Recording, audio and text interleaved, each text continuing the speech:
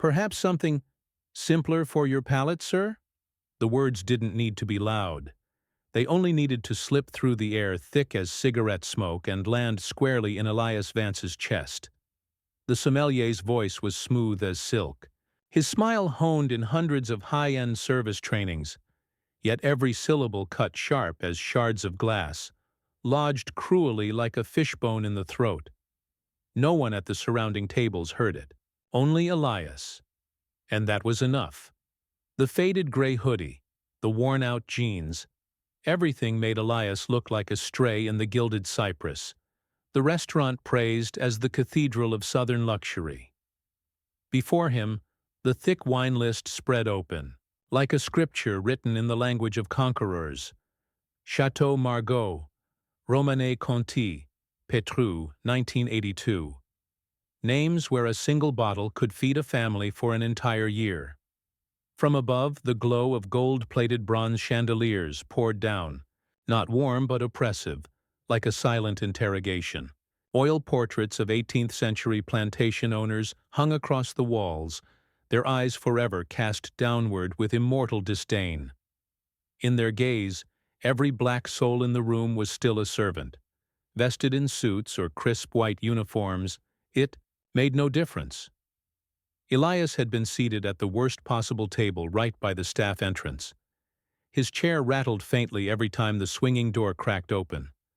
The clatter of silverware, the hurried clicks of shoes against marble, all fused into a cold mechanical din, as though every detail had been staged to whisper to him, "You don't belong here."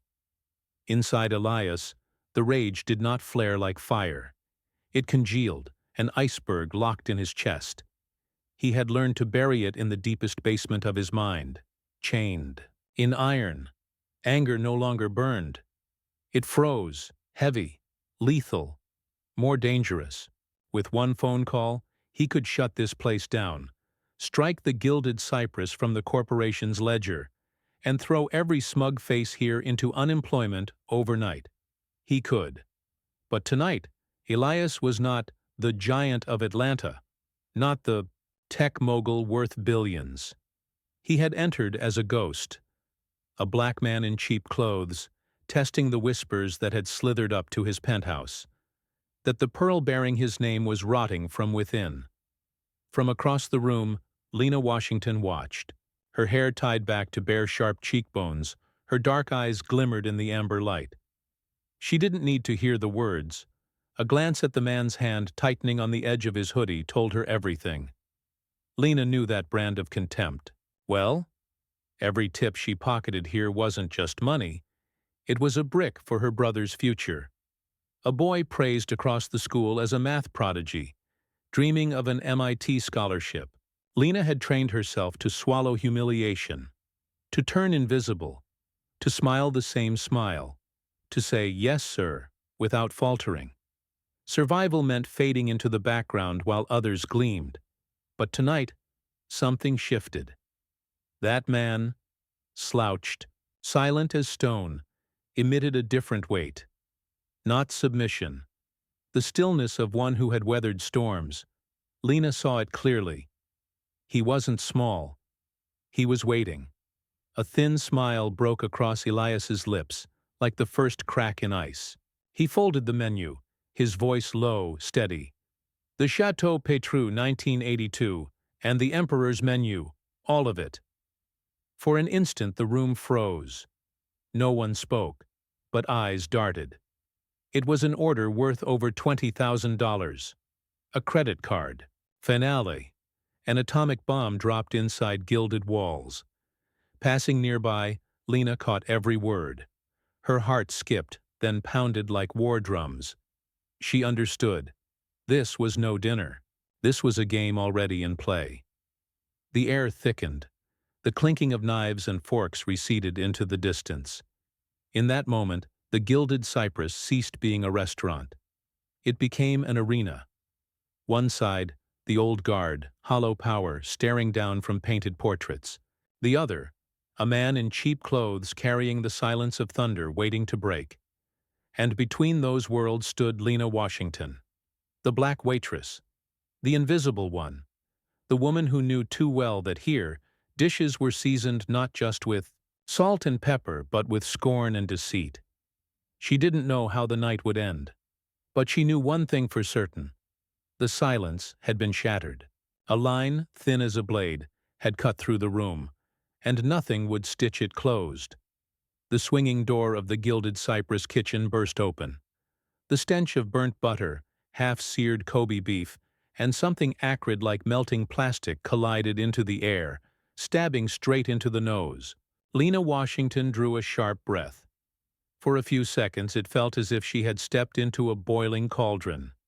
Head chef Alistair stood at the center, massive as a wall of flesh, waving a wooden spoon like the baton of a prison warden. His voice, rasped, coarse, and jagged. Table 8, Petrus, 1982. Emperor's Menu. Who in here thinks they just hit the Powerball? The whole kitchen erupted in laughter. Not cheerful laughter. Collusive, edged with malice. Lena caught the whispers riding beneath it. Black man drinking Petrus? Must be stolen money. Another voice chimed, wait till he tries to fight the bill. Lena bowed her head, steadying her tray of clean plates, willing her hands not to tremble, though her heart slammed wildly. This atmosphere was nothing new. In the Gilded Cypress, the main seasoning was not salt and pepper, but contempt. Under Marcus Thorne, the manager whose tailored suit fit like armor and whose smirk dripped with superiority, every word carried a hidden edge. Policy here meant exploitation. Service here meant discrimination. Lena had watched an Asian couple overpay by $500 on their bill, too hindered by language barriers and Marcus's icy stare to contest it. Just last week, a Latino family was seated by the restroom and charged an extra fee for special service. They paid in silence, left in silence. The surveillance tapes always vanished after 2 a.m. Lena knew. She had heard Alistair brag. She had seen Marcus pocket thick envelopes from a supplier, but she stayed quiet. Her brother needed tuition. Her mother needed medicine.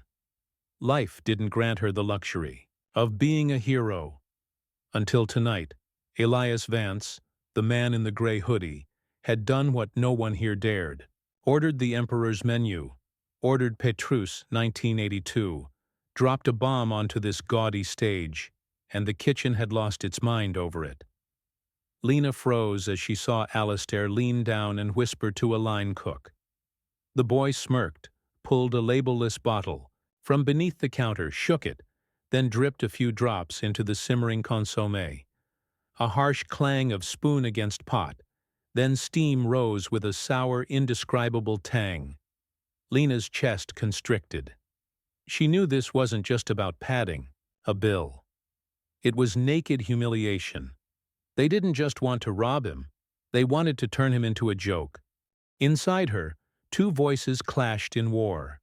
Stay silent, Lena. Think of rent. Think of mother's pills.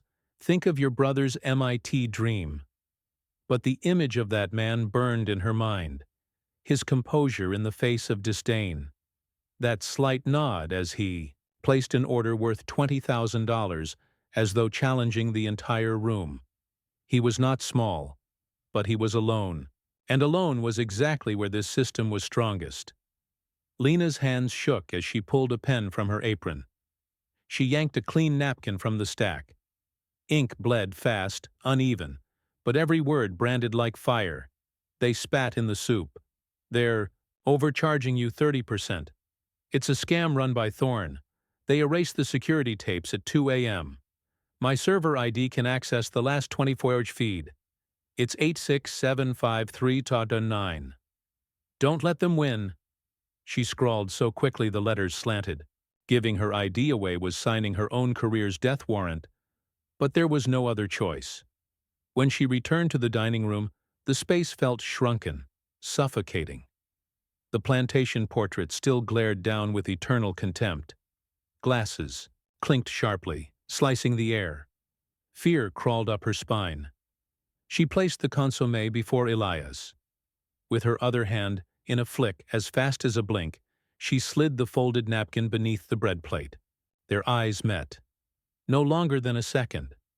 But it was enough for Lena to see something strange in his gaze. Not shock, not fear. Recognition. As if he had been waiting for a signal. She turned away, back straight, walking as if nothing had happened. Yet inside, her heart pounded like a hammer, stabbing with the knowledge. She had just lit the fuse of a bomb Charleston would hear explode. Elias Vance did not touch the spoon resting by the bowl of soup. He sat motionless, a block of stone adrift, in a sea of people.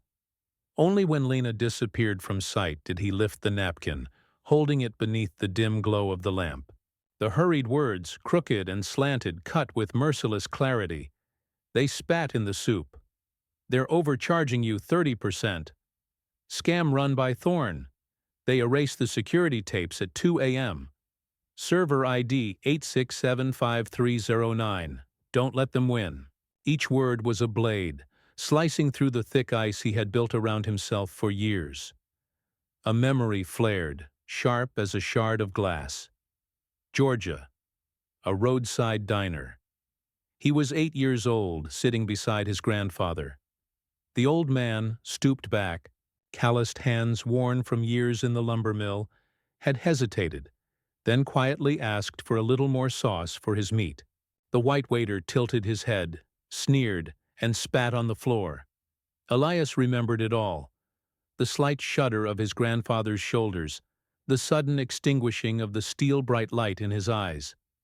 That was the first time young Elias understood what it meant to be small, to be crushed into silence. And in that moment, the boy made a vow. Never again would anyone make him feel small. That vow built a billion-dollar empire. But tonight, in the restaurant bearing his name, history was repeating. Filthy, blatant, unashamed. Elias folded the napkin and slipped it into the hoodie's pocket. Then he drew out his second phone, a stripped, unmarked device known only to a handful within his inner circle. His fingers tapped slowly without hesitation. Code Umbra. The Gilded Cypress. Charleston. Secure all cloud server data. Past 180 days. Initiate a forensic financial audit. Active immediately. Await contact. The message vanished from the screen. A gear had turned. The monster chained in the basement had been unleashed. He looked up and signaled. Marcus Thorne approached, suit pressed sharp, tie the color of red wine, eyes brimming with arrogance. He smiled as though ready to savor another course. The familiar amusement of disciplining an unworthy guest. Is there an issue with your meal, sir? His voice carried the calm cadence of a man certain of his power. Elias took a sip of water and set the glass down deliberately. There's a small detail in my bill I'd like to discuss. He did not mention the soup, not the spit.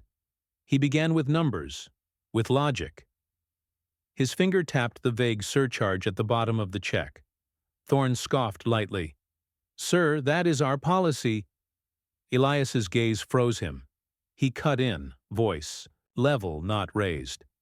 And does your policy also include granting access to security footage through employee ID 8675309?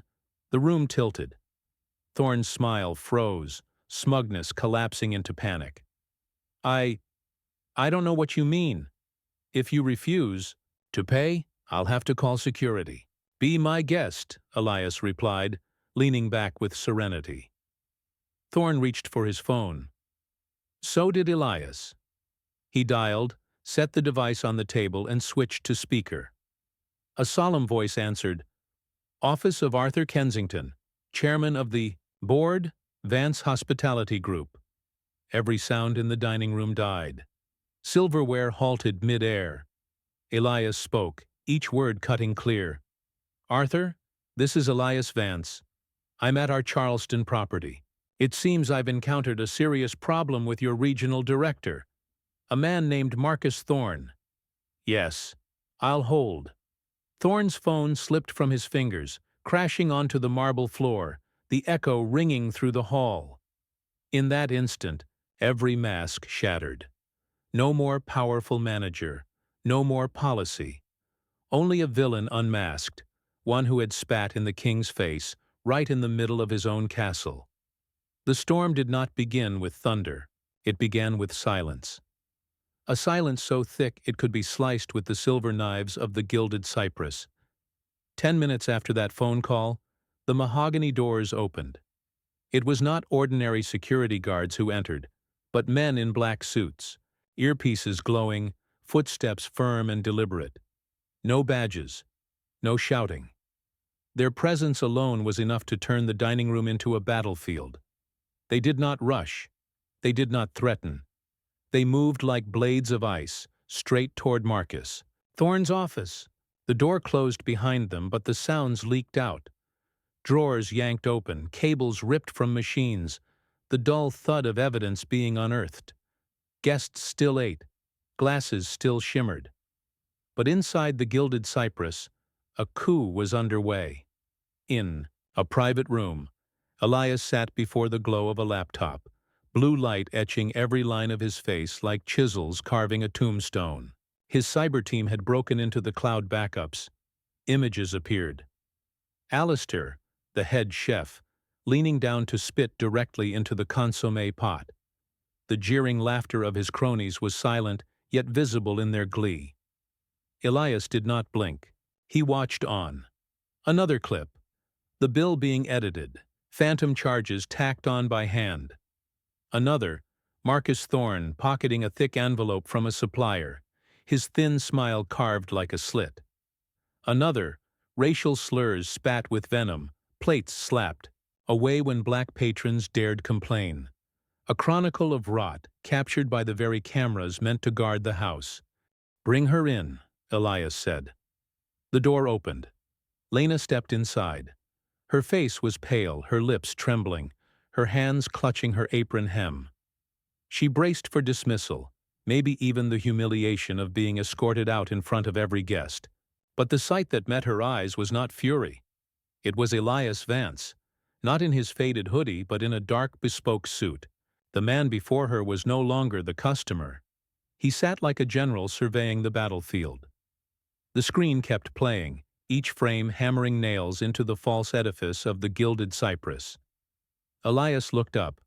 For the first time, his eyes met hers not with suspicion but acknowledgement. "I've built companies. I've raised towers." His voice was low, rough, weighty as boulders rolling down a mountain. "But I forgot how to build a culture. I let a beautiful garden grow overrun with poison." He paused, held her gaze. This time there was something new there. Respect. "I will tear this place down, but from its ashes, I need someone who dares plant differently.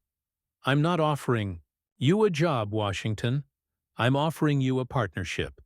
To lead a new foundation, the Cypress Foundation. To defend the rights and dignity of every service worker. Initial budget, $50 million. The air collapsed. Lena could not believe the words she had heard. She had come here to scrape together tips. Now she stood at the edge of something no one like her had ever been offered. A chance to reshape the world for thousands like her. Tears broke free. Not of fear.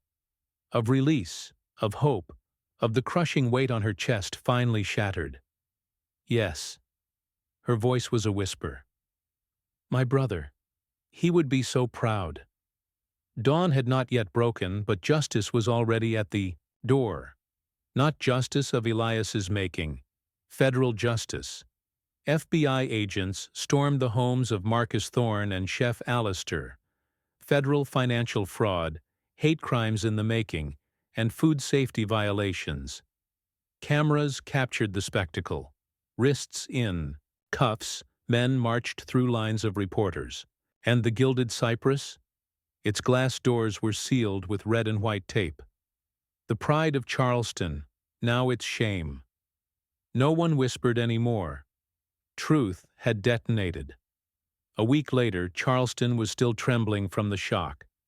The names Marcus Thorne and Alistair plastered every newspaper, their images in torn orange prison jumpsuits, a stark contrast to the suits, cowboy hats, and smug grins they once flaunted. But the aftermath was not just a scandal. It was the question echoing through the city. If this was the true face of the Gilded Cypress, how many other places were hiding the same rot? The press conference did not unfold in a five-star hotel. There was no red carpet, no crystal chandeliers. Elias Vance chose a community center in Charleston's historic Black District, a place where the cracked walls still bore scars of Jim Crow, where gospel hymns once rose to drive despair away. He stepped up to the podium, not in a lavish suit but a plain white shirt. Cameras pointed. The community filled every seat. Elderly men and women with canes, some who had once been refused service in restaurants like this, sat alongside youngs, servers, aprons still stained from shifts that ended minutes earlier. Elias did not evade. He began with responsibility. "I have owned a building," his voice deep and heavy as a church bell, "but I did not care for the people inside it. I let the name Vance hang above a door where dignity was sold cheaply. Every day. And for that silence, I am accountable." No one breathed. A billionaire confessing guilt in public, rarer than snow in Charleston in August. "Excellence cannot exist without dignity," Elias continued. "And silence in the face of injustice is complicity," he signaled. Lena Washington stepped forward.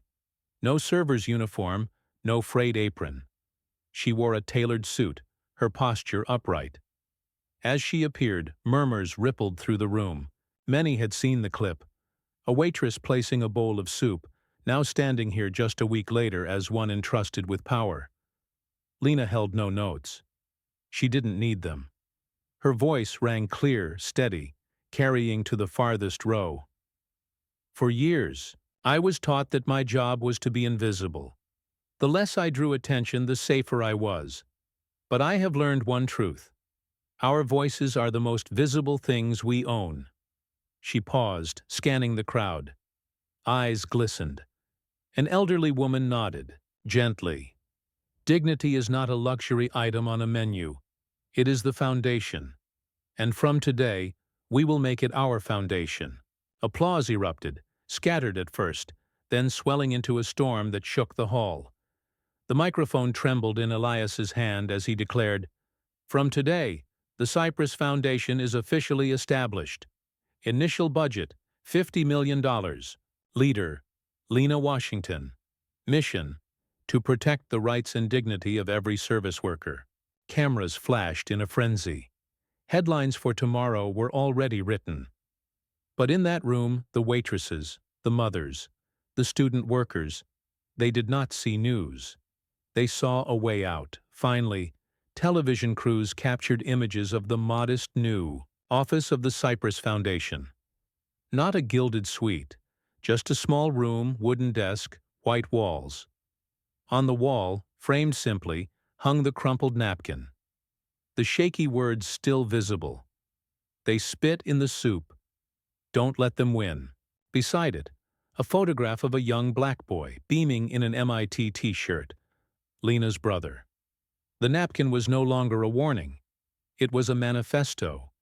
Proof that revolutions sometimes begin not with explosions, but with a whispered act of courage. In the dark. Elias looked at the frame and nodded. For the first time in years, he felt at peace. And Lena, as she stepped into that room, knew everything was only beginning. A whisper, once thought fragile, had the strength to expose an entire, corrupt system. A crumpled napkin had become a symbol of human dignity, and an invisible worker had risen to become the voice of millions of silent laborers. This story is not only about Elias Vance, a billionaire who overturned the game in his own castle, nor is it only about Lena Washington, a waitress who risked everything to scrawl a few lines on a napkin. This is a story about us, about every person who has ever been belittled, treated as invisible, forced into silence. Do you believe that a single small act, a word, a nod, a moment of courage, can ignite a revolution? Have you ever been in a situation where your silence made you complicit? And if one day the choice is yours, will you stay silent, or will You stand? Share your feelings in the comments below. Show the world that dignity is never a luxury. And if you want to keep walking alongside stories that pierce the heart, don't forget to like, share this video with your friends, and subscribe to Talk Story, so you never miss the journeys that will change the way you see justice, humanity, and the power of an ordinary voice.